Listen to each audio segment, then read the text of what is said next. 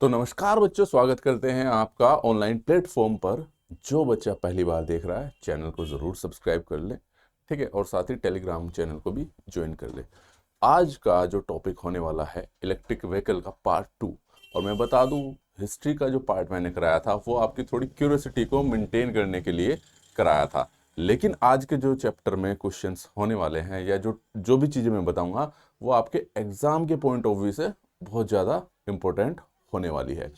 तो आज की उसमें आपको ये भी पता चलेगा कि किस प्रकार के क्वेश्चंस आते हैं। और आज ही की वीडियो में जो कंटेंट लिया गया है वो आपके सिलेबस के आधार पर लिया गया है।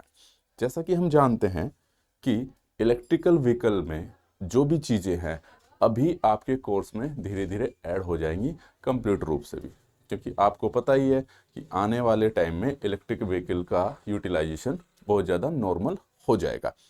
हिस्ट्री में हमने चर्चा भी की थी कि ये कब ऊपर उठे थे और कब नीचे गिरे थे और क्या कारण थे, वो सभी चर्चा की थी। आज की वीडियो में हम ये भी देखेंगे कि ऐसे कौन से कारण हैं कि आपके पास इलेक्ट्रिक व्हीकल इतने ज़्यादा यूज़ नहीं कर पा रहे हैं लोग, ठीक है, यानी कि इनका यूज़ बेसिकली नॉर्मली ज़्यादा नहीं है जितना कि आपके पेट्रोल इंजन वगैरह का है, ठीक है। तो चलिए, जैसे कि हमारे पास एक ही टॉपिक है, जो ईवी का सिनेरियो है वो क्या है भारत में, ठीक है। तो इससे पहले आ जाते हैं इम्पोर्टेंस ऑफ ईवी। तो इलेक्ट्रिकल व्हीकल का इम्पोर्टेंस यानी कि महत्वता क्या है बेसिकली, तो आपको बताया सबसे बड़ी चीज़ तो यह है कि जो इलेक्ट्रिक व्हीकल है वो पोल्यूशन नहीं करता है। ये इसका एक मेन रीज़न है। लेकिन ये पोल्यूशन कब नहीं करता है? ऐसा नहीं कि बिल्कुल ही नहीं करता भाई। अब सिंपल सी बात है, अगर आप इलेक्ट्रिक व्हीकल को चला रहे हो तो उसे इलेक्ट्रिकल एनर्जी की ज़रूरत पड़ रही है। अब इलेक्ट्रिकल एनर्जी बन कहाँ रही है? आपकी थर्मल पावर प्लांट से बन रही है ना, ज़्यादातर 70%। और उसके लिए क्या यूज़ होता है आपके पास? कोयला। तो वो भी तो पोल्यूशन करता है, यानी कि आपको कहीं ना कहीं यहाँ ना होके वहाँ पे हो रहा है। तो इससे बचने के लिए अगर हम ऐसे पावर प्लांट से इलेक्ट्रिसिटी यूज़ करें जिसमें पोल्यूशन मेरा बिल्कुल ना के बराबर होता है, कम होता है, जैसे कि मेरे पास सोलर पावर प्लांट हो गए या फिर हाइड्रो पावर प्लांट हो गए, तो ऐसे केस में मेरा पोल्यूशन कम किया जा सकता है, ठीक है। तो कहने का मतलब ये है कि बेसिकली ये पर्यावरण के लिए अच्छा है आपके पास, ठीक है, लेकिन इसकी भी कुछ सीमाएं हैं। किस केस में ये पर्यावरण के लिए अच्छा है और किस केस में नहीं है। अगर आप थर्मल पावर प्लांट की इलेक्ट्रिसिटी का ही यूज़ कर रहे हो तो उस लिहाज से ये अच्छा नहीं है, उससे भी पोल्यूशन होगा। क्लियर है? ये अलग आपका चर्चा का विषय या एक रिसर्च हो सकती है कि किस में ज़्यादा होगा किस में कम। इसके लिए अधिक रिजल्ट्स देखने की ज़रूरत है, तो अभी इतने ज़्यादा रिजल्ट्स अवेलेबल है नहीं है, ठीक है। तो चलिए, बेसिकली क्या है, भारत में पोल्यूशन व ऊर्जा संकट को देखते हुए इलेक्ट्रिक व्हीकल का महत्व बढ़ गया है। अब पोल्यूशन वाला केस तो मैंने बता दिया आपको। दूसरा केस आ जाता है आपके पास ऊर्जा संकट। ऊर्जा संकट क्या भाई? हमारे यहाँ जितने भी व्हीकल हैं, जितने भी आप ट्रांसपोर्ट यूज़ कर रहे हो, पेट्रोल और डीजल से ज़्यादातर इन्हीं दो चीज़ों से चल रहे हैं। और यही इन्हीं चीज़ों पर हम दूसरे उस पर निर्भर हैं, देशों पर। तो दूसरे देशों से ये चीज़ें हमको मंगानी पड़ती है, खुद का तो नहीं है ये सब चीज़ें। तो बेसिकली अगर यानी कि किसी कंट्री से हम कि कुछ ऐसी प्रॉब्लम्स आ जाए कि कोई नहीं दे पा रहा है या कुछ भी चीज़ें हो जाती है, सर्कमटेंसेस ऐसे हो जाते हैं कि हमारे पास पेट्रोल या डीजल की अवेलेबिलिटी ना हो, तो उसमें ऊर्जा का संकट रहेगा ही। और फिर आने वाले टाइम में मैं बता दूं कि जो डीजल है और पेट्रोल है जिस तेज़ी से खर्च हो रहे हैं, जिनको खर्च किया जा रहा है, तो आने वाले समय में बिल्कुल समाप्त हो जाएंगे। इनकी संख्या बहुत कम हो जाएगी, ठीक है, क्वांटिटी बहुत कम हो जाएगी, संख्या बोल गया मैं, ठीक है। तो इस लिहाज से हमें मूव करना पड़ेगा इलेक्ट्रिकल व्हीकल की तरफ, ठीक है। तो इसलिए इसमें ऊर्जा संकट को कंसिडर किया गया है। और दूसरा, ये वाहन कार्बन उत्सर्जन को कम करते हैं। कार्बन उत्सर्जन मैंने बता दिया, बेसिकली आपके पास पोल्यूशंस कम से कम जनरेट करते हैं। क्लियर है? और किस केस में करते हुए मैंने बता दिया। यदि चार्जिंग के लिए मैंने बोला भी है कि नवीनीकरण ऊर्जा का उपयोग किया जाए तो इलेक्ट्रिक व्हीकल का रूप अत्यधिक अनुकूल हो सकते हैं, ठीक है, पर्यावरण के अत्यधिक अनुकूल हो सकते हैं। तो अगले पॉइंट पे आते हैं। अगला पॉइंट क्या कहता है कि जो इलेक्ट्रिक व्हीकल है पेट्रोल और डीजल जैसे पारंपरिक ईंधनों पर निर्भरता को घटाते हैं, जिससे भारत की ऊर्जा सुरक्षा मजबूत होती है। कहने का मतलब भाई पारंपरिक ईंधन इसलिए, यानी कि पारंपरिक जो पहले से चला आ रहा है, तो पहले से जितने भी हमारे पास व्हीकल है वो सब किस पे, पेट्रोल और डीजल के ऊपर ही निर्भर है। ठीक है, तो क्या है, उससे भारत की ऊर्जा सुरक्षा मजबूत होती है। अब सिंपल सी बात है, इलेक्ट्रिसिटी तो हम प्रोड्यूस कर सकते हैं भाई सोलर पावर प्लांट के जरिए, लेकिन पेट्रोल और डीजल तो हमें बाहर से मंगाना पड़ेगा, क्योंकि इनके जो तेल के कुएं हैं वो तो बाहर ही ज़्यादा है। क्लियर, तो इसलिए क्या है, भारत की ऊर्जा सुरक्षा इससे क्या होती है, मजबूत होती है भाई। क्लियर है, नेक्स्ट पॉइंट देखते हैं अब आपके पास क्या होता है भारत में। अब देखते हैं इसका स्टेटस क्या है इलेक्ट्रिक व्हीकल्स का ना, और इसके लिए क्या क्या भारत सरकार ने योजनाएं भी बनाई हैं। अब योजनाएं क्यों बनाई हैं भारत सरकार ने, भाई इलेक्ट्रिक व्हीकल्स है तो इन पे कुछ सब्सिडी भी दी गई है और कुछ ऑफर दिए गए हैं सरकार की तरफ से, ताकि हमारे यहाँ पर इलेक्ट्रिक व्हीकल का एडोप्शन, यानी कि जल्दी से जल्दी लोग खरीदे और जल्दी से जल्दी इस सिस्टम को एडोप्ट कर ले। ठीक है, हालांकि इस सिस्टम को एडोप्ट करने में बहुत सारी परेशानियां भी हैं, उन पे हम आगे बात करेंगे। तो पहले देखते हैं कि भारत ने इलेक्ट्रिक वाहनों के प्रोत्साहन के लिए एक योजना भी शुरू की गई है, जिसको बोलते हैं फेम। ठीक है, फेम सेकंड इसलिए फर्स्ट पहले 2019 में हुई थी ये आपके पास। ठीक है, अब ये फेम सेकंड है, इसका मतलब है faster adoption and manufacturing of hybrid and electric vehicles. ठीक है, तो बेसिकली क्या है, ये पूरा नाम आपको फुल फॉर्म पता चल गया, आ जाता है कभी कभी इसका। तो इस योजना के तहत क्या था, आपके पास जीएसटी में कमी थी और राज्य द्वारा दी जाने वाली इलेक्ट्रिक वाहनों में सब्सिडी थी। अलग अलग स्टेट आपने अलग अलग सब्सिडी देते हैं, अलग अलग जीएसटी भी रखते हैं आपके पास। ठीक है, तो कहने का मतलब यह है कि भाई हर स्टेट को अपने अकॉर्डिंग सब्सिडी देने का अधिकार है। हर स्टेट अपने अकॉर्डिंग बढ़ावा देने के लिए इलेक्ट्रिक व्हीकल को अपने अकॉर्डिंग सब्सिडी दे सकता है। ठीक है, और फिर जो सेंट्रल गवर्नमेंट है उसने अपने जीएसटी में कुछ कमियां की थी, वो इसलिए ताकि लोग इसको ज़्यादा से ज़्यादा खरीदे। उनके क्या पैरामीटर्स थे ये हम बात करेंगे। हाइब्रिड वाहनों का मतलब है यहाँ पे, इलेक्ट्रिक और हाइब्रिड वाहनों से मतलब है कि भाई कुछ जो व्हीकल थे या वाहन थे वो ऐसे थे जो पेट्रोल और इलेक्ट्रिसिटी दोनों से चलते थे। ठीक है, तो उनको हाइब्रिड बोल दिया है। कोई शुरुआत में पेट्रोल से चलता है, बाद में वो इलेक्ट्रिक व्हीकल से चलता है। तो इस प्रकार के जिसमें हम दो फ्यूल का यूज़ कर रहे हैं बेसिकली, या दो टेक्नोलॉजी का यूज़ कर रहे हैं, उनको हाइब्रिड मॉडल बोल देते हैं। ठीक है, तो जिससे देश में इलेक्ट्रिक और हाइब्रिड वाहनों को बढ़ावा मिल सके और परिवहन में ग्रीन हाउस गैस उत्सर्जन को कम करना है। ठीक है, यह योजना राष्ट्रीय इलेक्ट्रिक मोबिलिटी मिशन के तहत का हिस्सा है और इसका संचालन भारी उद्योग विभाग या डिपार्टमेंट हैवी इंडस्ट्री द्वारा किया जाता है। क्लियर है, तो कहने का मतलब इसका ओवरऑल जो कंक्लूजन है वो यह, भारत सरकार चाहती है कि भाई कि यहाँ पे इलेक्ट्रिक व्हीकल ज्यादा हो। अब ये है फेम 2 का परिचय। ठीक है, शॉर्ट फॉर्म में इसको फेम 2 बोल दिया गया है। तो फेम 2 योजना जो थी आपके पास 2001 में लॉन्च की गई थी। ठीक है, मैं उल्टा बोल गया था पहले। ठीक है, ये 2019 में लॉन्च की गई थी और जो फेम 1 योजना थी वो 2015 में शुरू की गई थी। क्लियर है, और इसका यूज इसलिए था कि हम लोगों को थोड़ा प्रोत्साहित कर सके कि आपको कौन सी गाड़ी इलेक्ट्रिक व्हीकल को ज़्यादा से ज़्यादा खरीदें। क्लियर है, यह योजना पहले 3 वर्षों के लिए लागू की गई थी, लेकिन इसे आगे बढ़ाकर 2024 तक कर दिया गया था। क्लियर है, ये इसके कुछ महत्वपूर्ण पॉइंट थे। अब इसके उद्देश्य भी देख लेते हैं क्या है भाई फेम के। तो जो सार्वजनिक परिवहन है और निजी उपयोग के लिए इलेक्ट्रिक वाहनों को खरीद को प्रोत्साहित करना था। जो मैं बता दिया था आपको कि लोगों को प्रोत्साहित करना कि ज़्यादा से ज़्यादा इलेक्ट्रिक व्हीकल खरीदे। ठीक है, पेट्रोल डीजल वाहनों के स्थान पर इलेक्ट्रिक वाहन को अपनाकर वायु प्रदूषण और कार्बन उत्सर्जन को कम करना था इस योजना के तहत। ठीक है, भारत में इलेक्ट्रिक वाहनों और उनसे जुड़े उपकरणों जैसे बैटरियां और चार्जिंग स्टेशन का निर्माण को बढ़ाना था, यानी कि बेसिकली बैटरी का निर्माण करना और जो चार्जिंग स्टेशन है, ठीक है, उनको बढ़ाना भी इसी योजना के तहत आता है। क्लियर है, पूरे देश में ईवी चार्जिंग को स्थापित करना था, यानी कि इलेक्ट्रिक व्हीकल के चार्जिंग को हमें क्या करना था, स्थापित करना था। आपने देखा होगा पेट्रोल पंप तो आपको हर 2-3 किलोमीटर की डिस्टेंस पे मिल जाता है, लेकिन क्या आप अपने आसपास भी देख सकते हैं कि कितने चार्जिंग स्टेशन आपके पास हैं। ठीक है, अभी जब टाइप्स ऑफ चार्जिंग पे आएंगे इनके बारे में बात करेंगे आपके पास। तो अब देख लेते हैं फेम की जो सब्सिडी है ना वो किस प्रकार की है। फेम सेकंड योजना के तहत जो सब्सिडी दी जाती है।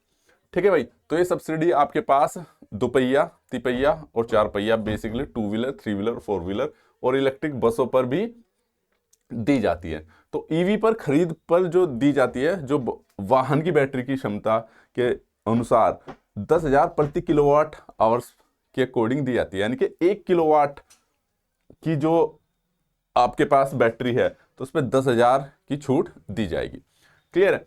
ये बैटरी की कैपेसिटी के ऊपर डिपेंड करती है भाई, बैटरी की क्षमता कितनी है। तो यानी कि जितनी ज़्यादा बैटरी की क्षमता वाली गाड़ी लोगे उतने ज़्यादा आपको गाड़ी में छूट मिलेगी। लेकिन इसकी भी एक मैक्सिमम लिमिट रखी गई है। क्लियर है? वो कितनी रखी गई है ये अलग अलग स्टेट ने अलग अलग डिफाइन कर रखी है भाई। क्लियर है?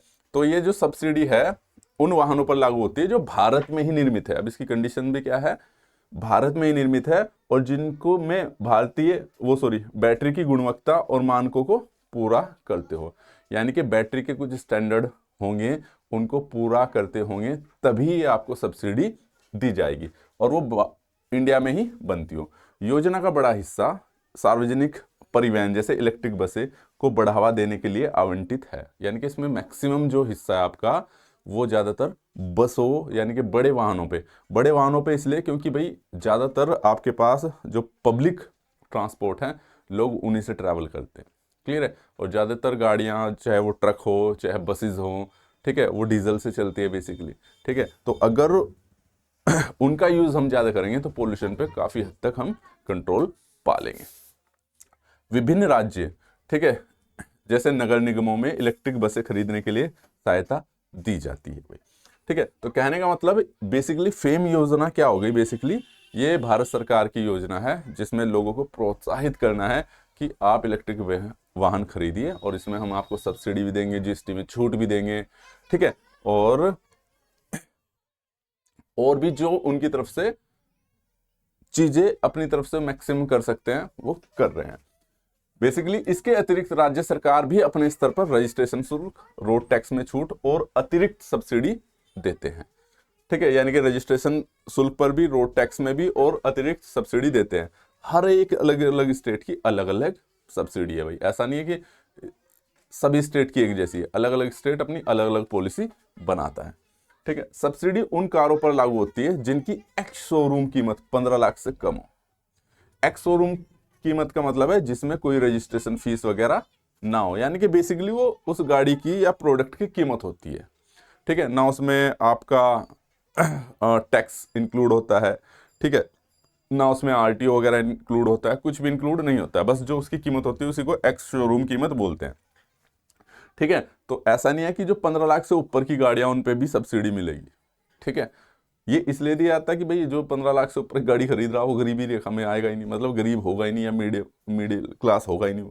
ठीक है, इलेक्ट्रिक कारों में अधिकतम सब्सिडी की जो सीमा है वो 1.5 लाख तक रखी गई है।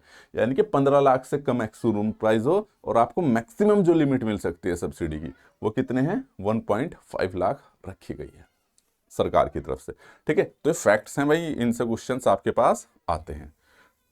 ठीक है, अब आ जाते हैं बाजार में, मार्केट में कंपटीशन। तो काफ़ी सारी कंपनियां भाई, टाटा होगी, महिंद्रा इलेक्ट्रिक हो गई, हुंडई होगी, को भारतीय बाजार में पेश किया गया, अलग अलग हुई है। अभी टेस्ला भी है, वो बाहर है, इंडिया में नहीं आ रही है। काफ़ी सारे रीज़न रहते हैं, भारत सरकार के अपने नॉर्म्स होते हैं। ठीक है, किसी भी देश की किसी भी सरकार के अपने नॉर्म्स होते हैं, वो क्या चाहते हैं, उन क्राइटेरिया को पूरा कर रहे हैं नहीं कर रहे हैं। ठीक है, तो ये सभी नॉर्म्स रहते हैं। अब आते हैं जो इसका सबसे इंपॉर्टेंट है, जो सबसे इंपॉर्टेंट टॉपिक है वो है इसका चार्जिंग इंफ्रास्ट्रक्चर। इलेक्ट्रिक वाहन भी ले लें हम, लेकिन जो सबसे बड़ी प्रॉब्लम है वो है आपके पास चार्जिंग स्ट्रक्चर की। तो चार्जिंग स्ट्रक्चर जो है, क्योंकि चार्जिंग अब आपके पास पेट्रोल का तो क्या है, आपने गाड़ी में फ्यूल भराया, गाड़ी चला ली। ठीक है, तो वो तो 1 मिनट में भर जाता, 2 मिनट में जाता, 3 मिनट लगती है। लेकिन चार्जिंग स्टेशंस अभी हमारे यहाँ इतने डेवलप नहीं हो पाए हैं। ठीक है, उनके पीछे बहुत सारे रीजंस हैं। ठीक है, पहली बात तो गाड़ियाँ भी इतनी होनी चाहिए, उसी हिसाब से चार्जिंग स्टेशंस भी हो जाएंगे। ठीक है, लेकिन क्या है, भारत में अगर मैं इंफ्रास्ट्रक्चर की बात करूं, अभी चार्जिंग स्टेशंस विकास के दौर से गुजर रहा है, लेकिन विस्तार देने के लिए सरकार और निजी कंपनियां मिलकर इस पर भी काम कर रही है भाई। ठीक है, कोई भी टेक्नोलॉजी आने में टाइम लगता है, उसे स्टैब्लिश करने में टाइम लगता है। ठीक है, तो चार्जिंग की जो प्रोसेस है आपके पास, बेसिकली ईवी बुनियादी सिद्धांत जो है आपके पास, चार्जिंग करने की जो प्रोसेस है 3 मेन पॉइंट्स में बांटा गया है आपके पास। पहला है कंट्रोल और मॉनिटरिंग, दूसरा है चार्जिंग स्पीड और तीसरा है चार्जिंग टाइप। तो इसके 3 चरण हैं आपके पास, या 3 इसके मोड बोल सकते हो आप। तो इसमें क्या है, जो कंट्रोल और मॉनिटरिंग है, इसमें चार्जिंग स्टेशन बैटरी के स्वस्थ और चार्जिंग की स्थिति को निगरानी करता है। ठीक है, दूसरा है चार्जिंग स्पीड, तो बैटरी की जो क्षमता है और चार्जिंग स्टेशन के प्रकार पर भी निर्भर करती है कि ये एसी है या डीसी। कहने का मतलब यहां पर अगर मैं बात करूं जो कंट्रोल और मॉनिटरिंग है, तो कंट्रोल का मतलब भाई चार्जिंग किस तरीके से की जानी है उसकी, और मॉनिटरिंग का मतलब है यहाँ पे कि भाई उसकी बैटरी की हेल्थ सही है या नहीं है। क्लियर है। स्पीड की बात करें तो अगर मैं स्पीड की बात करूं तो ये एसी और डीसी टाइप का हो सकता है। और अगर आपके पास चार्जिंग स्टेशंस की बात आती है तो इनको हमने 3 हिस्सों में बांटा है, टाइप 1, टाइप 2 और टाइप 3। तो जो चार्जिंग है आपके पास लेवल 1, लेवल 2 और लेवल 3। ठीक है, लेवल 1 चार्जिंग है, लेवल 2 और डीसी जो आपके पास तीसरे टाइप की है, इसे हम डीसी फास्ट चार्जिंग भी बोलते हैं। तो इनके कुछ पैरामीटर्स हैं, इन पे हम बात कर लेते हैं। अगर मैं बात करूं लेवल 1 चार्जिंग की, ठीक है, तो इलेक्ट्रिक व्हीकल में सबसे बुनियादी और आसान तरीका है लेवल 1 चार्जिंग है। मतलब कि भाई आपके घरों में है, आपके घरों में सप्लाई है, सॉकेट लगाओ गाड़ी में और गाड़ी आपकी चार्ज हो जाएगी, इसको बोलते हैं लेवल 1 चार्जिंग। लेकिन ये क्या है, अब इसकी वोल्टेज की अगर बात करूं तो आपके घर में 230 240 वोल्ट आती है, तो उसी वोल्टेज पर ये होती है। ठीक है, अब इसमें करंट तो ज़्यादा नहीं खींच सकते हैं, तो इसलिए फास्ट चार्जिंग नहीं होती है। क्लियर है। तो इसमें पॉइंट्स लिखे हुए हैं कि इलेक्ट्रिक व्हीकल को सबसे बुनियादी और आसान तरीका है कि घरेलू बिजली, यानी कि जो आप घरों में यूज कर रहे हो उसके द्वारा चार्ज करने को हम लेवल 1 चार्जिंग कहते हैं। इसकी विशेषताएं क्या है भाई, लेवल 1 चार्जिंग 120 वोल्ट पर आधारित होती है। यह है अमेरिका का स्टैंडर्ड, क्योंकि वहां पे इतनी वोल्ट आती है, 110 115 20। ठीक है, लेकिन अगर मैं इसे यह वोल्टेज मुख्यतः उत्तर अमेरिका मानकों के लिए है, भारत में 230 वोल्ट है। क्लियर है, क्योंकि आपके घरों में इतनी ही वोल्टेज आती है। करंट की मैं बात करता हूं आमतौर पर, तो इसमें 12 से 16 एम्पियर करंट का उपयोग किया जाता है। मैं पहले बता दूं आपको, ठीक है, यही वो फैक्ट्स हैं, यही वो डाटा है जिनसे आपके एमसीक्यू बनते हैं इलेक्ट्रिक व्हीकल्स के। क्लियर है, जो जो इसमें फैक्ट्स मैंने यूज किया है उसी से आपके एमसीक्यू आने की संभावना है। मैं बता दूं, अब आपका इलेक्ट्रिक व्हीकल का सिनारियो इंट्रोडक्शन आपके सिलेबस में डाल दिया गया है, तो इसे हल्के में मत लीजिएगा। क्वेश्चंस देखने हैं तो हमारी ई बुक्स में इसके क्वेश्चंस अवेलेबल हैं, आप देख सकते हैं, और किस प्रकार के क्वेश्चन आते हैं वो भी इसमें हैं। ठीक है, पावर रेटिंग है भाई आपके पास 1.2 से 2 किलोवाट तक की चार्जिंग पावर इसकी रहती है आपके पास। और चार्जिंग गति यह बहुत धीमी होती है, प्रति घंटे लगभग 6 से 8 किलोमीटर की रेंज ही देती है भाई। क्योंकि भाई ये सिंपल सी बात है, जितनी तेजी से दोगे, सिंपल सी बात है, तेजी से भरने का मतलब फ्यूल ज़्यादा भर रहे हो आप। क्लियर है, ज़्यादा करंट दे रहे हो आप। ईवी को पूरी तरह चार्ज करने में 8 से 20 घंटे तक का समय लग सकता है, और ये बैटरी की क्षमता पर निर्भर करता है। जितनी बड़ी बैटरी होगी उतनी ज़्यादा चार्जिंग लगेगी उसमें। क्लियर है भाई। तो प्लग और सॉकेट की बात करें तो इसमें लेवल 1 चार्जिंग के लिए मानक घरेलू सॉकेट टाइप ए या टाइप बी के प्लग का उपयोग किया जा सकता है। ठीक है, किया जाता है। अब आते हैं हम टाइप लेवल 2 के स्टैंडर्ड को। तो लेवल 2 कहां होता है भाई? लेवल 2 उन स्थानों के लिए उपयुक्त है जहां गाड़ी कुछ घंटे तक खड़ी रहती है। जैसे आप काम कर रहे हो ऑफिस, मॉल, तो जहां पे कुछ देर के लिए खड़ी है, ठीक है, यह तेज और सुविधा चार्जिंग का विकल्प प्रदान करता है, दैनिक उपयोग के लिए आवश्यक है। इसका उपयोग घरों, कार्यस्थल, सार्वजनिक स्थल या फ्लीट सेवाओं में बड़े पैमाने पर होता है बेसिकली। ठीक है, जैसे आप कहीं गए हो भाई, रेस्टोरेंट गए हो, मूवी देखने गए हो, ठीक है, या कहीं वर्किंग कर रहे हो, तो वहां पे इसका यूज किया जाता है। क्लियर है, इसे बोलते हैं लेवल 2। इसकी वोल्टेज लेवल 2 की चार्जिंग के लिए आमतौर पर 230 वोल्ट ही होती है, से लेकर 400 वोल्ट तक की वोल्टेज रहती है। क्लियर है भाई, 400 में थोड़े ज्यादा अधिक पावर होती है। भारत में 230 वोल्ट पर काम करता है, और कुछ उच्च पावर चार्जिंग यूनिट में 400 वोल्ट के एसी भी यूज किया जाता है। आपको पता है 400 फेस टू फेस वोल्टेज होती है, तो वहां पर भी इसका यूज किया जाता है। यानी कि अगर मैं वोल्टेज रेटिंग की बात करूं तो 230 और 400 वोल्ट तक हो सकता है। ठीक है, करंट इसके लिए 10 एम्पीयर से 6 एम्पीयर तक का उपयोग किया जा सकता है। अधिकांश घरेलू चार्जिंग यूनिट्स में 16 से 32 एम्पीयर करंट प्रदान की जाती है भाई। तो ये हो गया आपके पास लेवल 2।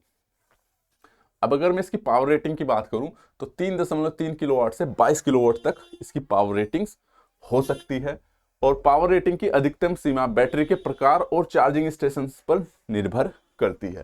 कहने का मतलब जो पावर रेटिंग है, अधिकतम जो सीमा है, बैटरी के प्रकार और चार्जिंग स्टेशन पर निर्भर करती है।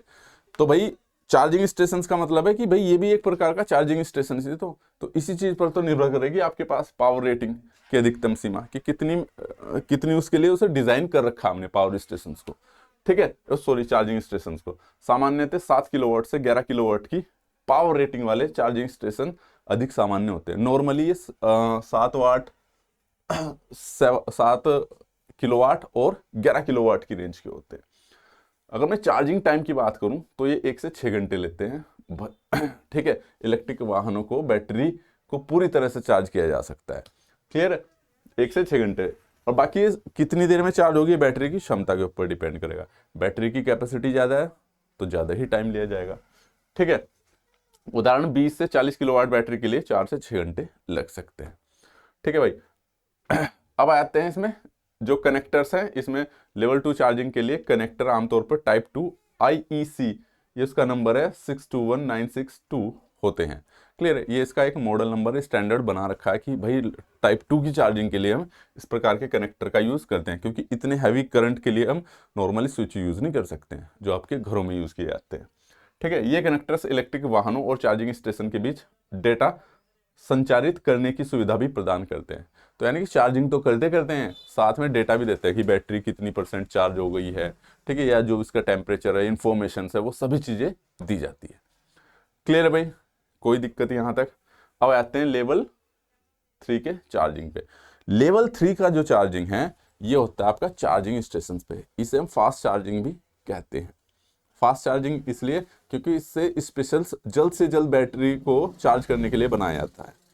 ठीक है, और ये क्या है आपके पास, लेकिन फास्ट चार्जिंग की सबसे बड़ी दिक्कत क्या है, हमें पता है कि भाई बहुत अधिक करंट देनी पड़ेगी हमें, तो उसकी प्लेट्स भी में हीट ज़्यादा डेवलप होगी। और जब हीट ज़्यादा डेवलप होती है तो किसी भी मशीन की लाइफ का जो स्पान है, यानी कि उसकी लाइफ बिल्कुल ख़त्म हो जाती है। ख़त्म नहीं होती, मतलब कि लाइफ स्पान कम हो जाता है। क्लियर है, तो इसलिए हम फास्ट चार्जिंग को डेली नहीं कर सकते हैं। ठीक है, हाँ किसी इमरजेंसी केस में लगाओ और फास्ट चार्जिंग कर दो। क्लियर है, तो भाई ये आ जाता है डीसी फास्ट चार्जिंग भी कहा जाता है इलेक्ट्रिक वाहनों को बहुत तेजी से चार्ज करने में। और आपने देखा होगा कि वो कहते नहीं कि इस हमेशा एडवर्टाइज करते हैं इलेक्ट्रिक व्हीकल वाले कि बस इसे 2 मिनट लगाओ या 5 मिनट लगाओ 80% चार्ज हो जाए। चार्ज तो हो जाएगी वो, लेकिन आप उसे रेगुलर बेसिस पे नहीं कर सकते हो। भाई ज़्यादा चार्ज कर रहे हो तो ज़्यादा करंट देनी पड़ेगी, सिंपल सी बात है। और ज़्यादा करंट दोगे तो उसमें I2R लॉसेज उतने ज़्यादा होंगे। वो क्या होते हैं, हीट के रूप में निकलते हैं। तो जहाँ से करंट गुजर रही होगी वो बैटरी को गर्म करेंगे, और जितनी ज़्यादा बैटरी गर्म होगी उतना ही उसकी लाइफ का स्पान कम होता जाएगा। क्लियर है, ठीक है। तो ये विशेष सार्वजनिक चार्जिंग स्टेशन पे ही यूज़ किया जाता है। तो अगर पूछे कि चार्जिंग स्टेशन पे कौन सा किया जाता है, टाइप 3। ठीक है, और जो वर्किंग स्टेशन है टाइप 2, और जो आपके घरों में है टाइप 1। अभी आपके पास बेसिक से ही सवाल आएंगे, ज़्यादा टफ के सवाल भी नहीं आएंगे क्योंकि इसका इंट्रोडक्शन ही हो रहा है। ठीक है, धीरे धीरे इसमें टेक्नोलॉजी बढ़ेगी और इसमें चीज़ें भी ऐड होती जाएगी। वोल्टेज की अगर बात की जाए, टाइप 3 पर 400 से 800 वोल्ट की डायरेक्ट पर काम करती है। तो भाई आपका ये डीसी होती है, सिंपल सी बात है। अब वहाँ पे हम ऐसा अरेंजमेंट करेंगे कि भाई वहाँ पे हमें आउटपुट पे डीसी मिले, उसके लिए हम रेक्टिफायर वगैरह या कंट्रोलर जो भी लगाए। क्लियर, ठीक है। कुछ चार्जिंग स्टेशन पर 800 वोल्ट तक की क्षमता हो सकती है, जिससे चार्जिंग और भी तेज होती है। क्लियर है। और करंट की बात की जाए तो इसमें करंट रेटिंग की बात की जाए, लेवल 3 में 50 एम्पियर से लेके 400 एम्पियर तक की करंट हो सकती है। डीसी कनेक्शन के माध्यम से ही चार्जिंग होती है। अब भाई जब डीसी है तो सिंपल सी बात है, बैटरी आपकी डीसी से ही चार्ज होती है। क्लियर है। अगर आप कहोगे सर हमारे घर में तो डीसी नहीं आती, तो बेटा उसमें एक चार्जिंग यूनिट देते हैं जो कि एसी को डीसी में कन्वर्ट करता है, देन आपकी बैटरी चार्ज होती है। और वहां से आप इतनी तेजी से करंट नहीं खींच सकते हो, ठीक है, इसलिए उसको स्लो चार्जिंग बोलते हैं। यहाँ पे तो फास्ट चार्जिंग है। ठीक है। अभी इसकी पावर रेटिंग है, ये 50 किलोवाट से 350 किलोवाट तक की होती है, यानी कि इतनी क्या नाम है आमतौर पे इसकी रेटिंग्स रहती है बैटरी की। आप भी गाड़ी देखोगे अभी, तो एक गाड़ी को मैं भी देख रहा था, उसमें शायद 60 किलोवाट की बैटरी थी। आप खुद आइडिया लगा सकते हो 60 किलोवाट कितना होता है इलेक्ट्रिकल उसमें होते हैं, यानी कि एक एक 60 हीटर को जो पावर चाहिएगी, ठीक है। यानी कि आपको 60 किलोवाट का मोटा मोटा सा मतलब है कि जैसे आपका हीटर है 1 किलोवाट है, तो ऐसे से 60 हीटर जब 1 घंटा चलते हैं तो वो क्या होते हैं, आपके पास 60 किलोवाट आवर हो जाता है आपके पास। क्लियर है? चलिए, अच्छा, कहाँ थे हम? हाँ, तो ये हो गया आपके पास रेटिंग में चार्जिंग स्टेशन, ठीक है। किलोवाट और वाट का कॉन्सेप्ट भाई मैंने बेसिक उसमें पढ़ा रखा है इलेक्ट्रीशियन में, ठीक है। आप देख सकते हो उसमें, जिसमें मैंने बल्ब और हीटर के कॉन्सेप्ट समझा रखे हैं। वाट में क्या है, किलोवाट आवर्स क्या है, जूल क्या है, सब इनका कि कौन सा कितनी देर चलेगा, तो सेम कॉन्सेप्ट वहीं से निकल के आता है, ठीक है। तेजी से चार्ज किया जा सकता है, चार्जिंग समय आप देखो, ठीक है। तो इसमें 30 मिनट में 80% तक चार्ज हो जाती है। चाय पानी पियो, कॉफ़ी पियो, इतनी देर में आपकी चार्ज हो जाएगी, रुको, ठीक है। और यह है 5 मिनट में 200 से 300 किलोमीटर की रेंज प्राप्त करने में सक्षम होते हैं। ये टेक्नोलॉजी धीरे धीरे बढ़ती जा रही है, मतलब कि अपग्रेड होती जा रही है, तो इनके जो रिजल्ट है वो और अच्छे भी होते आ रहे हैं। तो अगर मैं चार्जिंग स्टेशन की बात करूं भाई, फरवरी में एक रिपोर्ट के मुताबिक 12,146 सार्वजनिक ईवी संचालित थे, ठीक है। चार्जिंग स्टेशन थे 12,146 मात्र, ये एक जिले में ही हो जाएंगे आपके पास अगर पेट्रोल पंप से कंपैरिजन करें तो। हाल ही में संख्या बढ़ के 25,202 हो गई है, जिसमें कर्नाटक में ही इकलौते सबसे अधिक है, 5,765। उसके बाद महाराष्ट्र में है, उसके बाद उत्तर प्रदेश में है। क्लियर है? तो इसके कुछ फैक्ट्स डाटा थे आपके पास चार्जिंग स्टेशन के। क्लियर है? अब इसमें क्या है भाई, चार्जिंग सेफ्टी रिक्वायरमेंट्स ना, जो सेफ्टी की रिक्वायरमेंट्स है वो क्या है आपके पास, ठीक है। इलेक्ट्रिक सप्लाई की आपूर्ति, तो भाई चार्जिंग, अभी देखो जब हम चार्जिंग स्टेशन तो बना रहे हैं लेकिन उनको सेफ्टी रखने के लिए भी तो ज़रूरी है, तो उसकी क्या कंडीशंस हैं उन पे हम बात करेंगे। तो पहला है इलेक्ट्रिक सप्लाई। तो चार्जिंग स्टेशन में स्थापना के समय यह सुनिश्चित करना जरूरी है कि वहां पर बिजली की आपूर्ति सुरक्षित और स्थिर हो। सुरक्षित का मतलब है यानी कि भाई आपका इंसुलेशन, ग्राउंडिंग, अर्थिंग ये सब प्रॉपर होनी चाहिए, ठीक है, ताकि बैटरी को चार्ज करते समय किसी प्रकार की बिजली दुर्घटना से बचा जा सके। कहने का मतलब जो भी आप इलेक्ट्रिक्स उसमें प्रोटेक्शंस लेते हो वो बहुत ज़्यादा ज़रूरी रहती है, ठीक है। प्रिवेंट यानी कि ओवर चार्जिंग से बचाओ, तो बैटरी को ओवर चार्ज होने से बचाना है, ठीक है। ओवर चार्जिंग प्रोटेक्शन सिस्टम होते हैं, ये सिस्टम बैटरी की क्षमता के अनुसार चार्जिंग को रोकते हैं, यानी कि सिस्टम लगा रहता है कि जब बैटरी फुल चार्ज हो जाए तो वो ऑटोमेटिक रोक ही देता है। आपके मोबाइल फोन्स वगैरह या जितनी भी इंपॉर्टेंट चीज़ें होते हैं उनमें लगे रहते हैं, ठीक है। ग्राउंडिंग आपको पता है, इलेक्ट्रिक चार्जिंग के दौरान सुरक्षा ग्राउंडिंग महत्वपूर्ण है। चार्जिंग स्टेशन वाहनों को उचित ग्राउंडिंग सिस्टम से जोड़ा जाना चाहिए ताकि किसी भी बिजली दुर्घटना से रोका जा सके। कहने का मतलब यार, जो भी जहाँ पे भी इलेक्ट्रिसिटी के आप सेफ्टी फीचर यूज़ करते हो ना, वो यहाँ भी करने पड़ेंगे आपको, ठीक है। क्लियर है? Fire and short circuit protection, तो भाई चार्जिंग स्टेशन में आग शॉर्ट सर्किट से बचने के लिए फ्यूज, सर्किट ब्रेकर, अन्य उपकरण का उपयोग किया जाता है। ये आपके सेम वही हैं जो आप दूसरी जगह भी यूज करते हैं, ठीक है। साथ ही उच्च गुणवत्ता वाले केबल्स, कनेक्टर्स का इस्तेमाल किया जाता है, ठीक है। इनमें कोई ज़्यादा समझाने की ज़रूरत नहीं है। हाँ, इंसुलेशन और वाटर प्रूफिंग होनी चाहिए भाई, इंसुलेशन होना चाहिए ताकि आपको करंट ना लग सके, ठीक है। सेफ्टी ट्रेनिंग, तो बेसिकली क्या है, जो भी कर्मचारी है अब उनके लिए तो बिल्कुल नया होगा, पेट्रोल पंप पे तो काम नहीं कर रहे हैं, तो जो इलेक्ट्रिक चार्जिंग स्टेशन पे काम करेंगे उन्हें उनके पैरामीटर्स और उनकी सेफ्टी ट्रेनिंग्स दी जानी चाहिए ताकि वो कोई दुर्घटना हो तो उससे बचाया जा सके। क्लियर है? बैटरी की निगरानी, टेम्परेचर मॉनिटरिंग, ठीक है। चार्जिंग के दौरान बैटरी का तापमान उच्च नहीं होना चाहिए, अधिक तापमान बैटरी क्षमता का प्रभावित हो सकती है और इससे आग लगने का खतरा भी होता है भाई, ये आपको पता ही है फिर, ठीक है। इस चीज़ पे हम बैटरी के बारे में तो चर्चा कर चुके हैं, बैटरी वाले चैप्टर में टेम्परेचर का क्या इफेक्ट पड़ता है, क्या चीज़ें रहती है, तो सभी पैरामीटर्स इसमें भी कंसिडर किए जाते हैं। तो जो बच्चे इस वीडियो को देख रहे हैं, चैनल को ज़रूर सब्सक्राइब कर लें और साथ ही टेलीग्राम चैनल को भी ज्वाइन कर लें। तो जितने भी मैंने फैक्ट्स लिखवाए हैं, एनालिसिस कराया है, सभी आपके पास एग्जाम के पॉइंट ऑफ व्यू से और आपके सिलेबस के हिसाब से ही इसमें कंसिडर किया है, जो भी चीज़ हमने कंसिडर की है। क्लियर है? तो मिलते हैं नेक्स्ट वीडियो में। Thank you so much and all the very best.